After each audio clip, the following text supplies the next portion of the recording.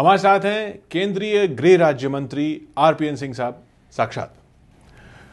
RPN जी, ये अभी सबसे पहले तो हैदराबाद में पता क्या चला है?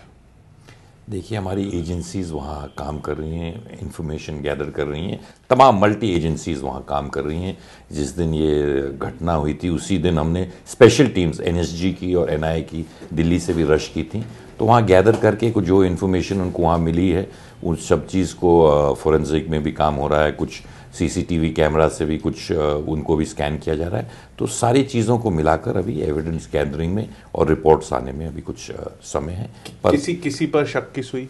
देखिए, जब तक पूरे एविडेंस और पूरे हार्ड फैक्ट्स हमारे पास नहीं आ सकते तो हम किसी पर भी उंगली नहीं उठाना चाहेंगे। तो जब तक पूरे फैक्ट्स हमारे पास नहीं आ जाते हैं और वो गैदरिंग हमारी एजेंसीज कर रही हैं और जैसे हमारे पास उनके रिपोर्ट आएंगे तो हम सबको बताने के लिए। इंडियन मुजाहिदीन का नाम आ रहा है, कुछ रिपोर्ट्स में ये है कि यासीन भटकल ने खुद वहाँ पर प्लांट किया बम। इन सब रिपोर्ट्स को कितना वजन दिया जाए? देखिए, इस समय मैं किन्हीं भी संगठन पे या किसी भी व्यक्ति पर आपके चैनल के द्वारा किसी को ये नहीं बताना चाहूँगा कि एग्जैक्ट ये पोजीशन था, कि जब हमारी सारे एग्जैक्ट एजेंसीज वहाँ काम कर रही हैं, सारे एविडेंस उन्होंने गैदर किया है, उसको हम फोरेंसिक के पास भी गए हुए हैं, तो जब तक पूरी जांच रिपोर्ट और पुख्ते सबूत हमारे पास नहीं आ जाते हैं तो हम किसी व्यक्ति या किसी पर उंगली उठाना इस समय मैं समझ सकता हूँ किसी भी एजेंसी का और सरकार का करना ठीक नहीं है। ये भी नहीं कहा जा सकता कि ये देश के अंदर कुछ साजिश रची गई या देश से बाहर रची गई या पाकिस्तान में कुछ हुआ। देखिए, जब तक पूरे सबूत नहीं आ जाते हैं हम पहले कुछ हम क्यों बताएं। हमको कुछ लगे भी पर उसको अगर हम सब्सटेंशिएट नहीं कर सकते हैं प्रूफ के साथ या जो हमारे पास एविडेंस है, हमें इस समय मैं समझ सकता हूँ प्रीमेच्योर होगा और इससे जल्दी बोलने से कोई होता भी नहीं है। हमारा ये है कि पुख्ता सबूत मिले हैं उस पर कार्रवाई करके जिन लोगों ने ये अपराध किया है उनको कड़ी से कड़ी सरकार सजा दिलाने का काम। पुख्ता सबूत मिल चुके हैं, कोशिश कर एविडेंस है। देखिए, ऐसी चीज़ है, एक बम ब्लास्ट में तमाम चीज़ें, वहाँ जनता भी बहुत आई थी, परंतु जो चीज़ें भी हमें उस साइट से मिली हैं उसको फॉरेंसिक डिपार्टमेंट के पास भेजा गया है। तमाम और नोडल एजेंसीज भी इस पे काम कर रही हैं। कुछ लीड्स अवश्य मिली हैं पर वो लीड्स हम इस वक्त किसी से शेयर करने के लेकिन मतलब आप ये कहेंगे कि प्रोग्रेस है पिछले 2 दिनों में? कुछ लीड्स मिली हैं, अब वो लीड्स कहाँ तक हमको ले जाती हैं, कहाँ तक हमें उसमें सफलता मिलती है, हमें उम्मीद है कुछ हमको पक्का उससे कुछ आगे खुलासा इस घटना का होगा और हमें जिन लोगों ने इस अपराध को किया है उसको पकड़ने में आसानी होगी। दूसरा मुद्दा एनसीटीसी का। शिंदे साहब ने संसद में भी कहा कि हम एनसीटीसी लाना चाहते हैं, लेकिन बीजेपी का फिर वही कहना कि ये अब इसकी आड़ में, इस पूरे माहौल के आड़ में आप राज्यों पर एनसीटीसी पुराने वाला ही थोपना चाहते हैं। इंटेलिजेंस ब्यूरो को अरेस्ट का अधिकार नहीं होना चाहिए, जावड़ेकर साहब ने साफ कहा। क्या इन सब मुद्दों पर आप राजी हैं कुछ कॉम्प्रोमाइज के लिए? देखिए, एनसीटीसी ये अपने कांग्रेस या यूपीए सरकार के लिए नहीं बन रहा है। ये जो कानून बनाया जा रहा है चिदम्बरम साहब के समय में शुरुआत हुई थी और इसका सोल लक्ष्य था कि टेररिज्म को या जो लीड्स हमारे पास हैं रियल टाइम में कार्रवाई करने के लिए।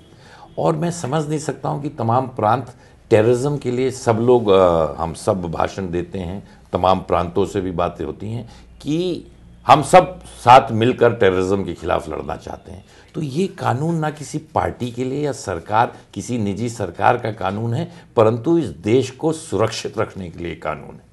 और जैसे बड़े स्पष्ट रूप से राज्यसभा में शिंदे साहब ने कहा था कि हम पार्टियों से और बाकी चीफ मिनिस्टरों से, मुख्यमंत्रियों से बात करके आगे बढ़ के इस कानून को लाना चाहते हैं।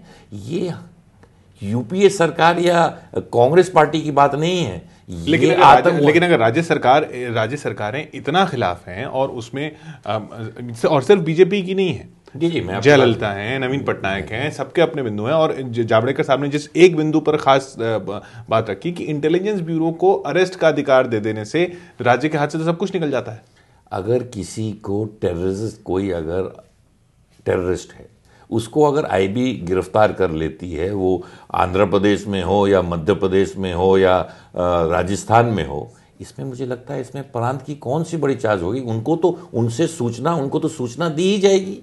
ऐसा नहीं है कि उसको हम अरेस्ट करके गायब कर देंगे।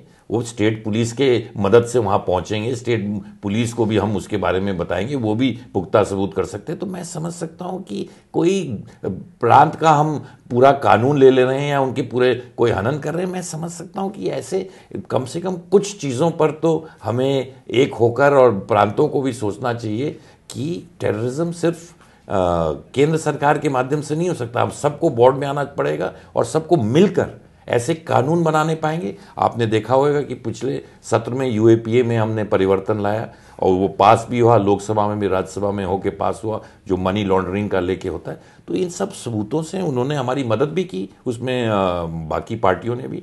हम चाहते हैं कि एनसीटीसी एक ऐसी चीज़ है, उनके साथ उसमें आप क्या बदलाव के लिए तैयार हैं कि जिससे ये पास उनके साथ हम बात करने के लिए जो उनको लगता है कि हम उनके अधिकारों पर अपना कोई कानून रखना चाहते हैं। प्रांत का अपना ही कानून है, उस पर कभी भी केंद्र सरकार नहीं चाहती है फेडरल स्ट्रक्चर में कि हम उनके कोई कानून लिया जाए।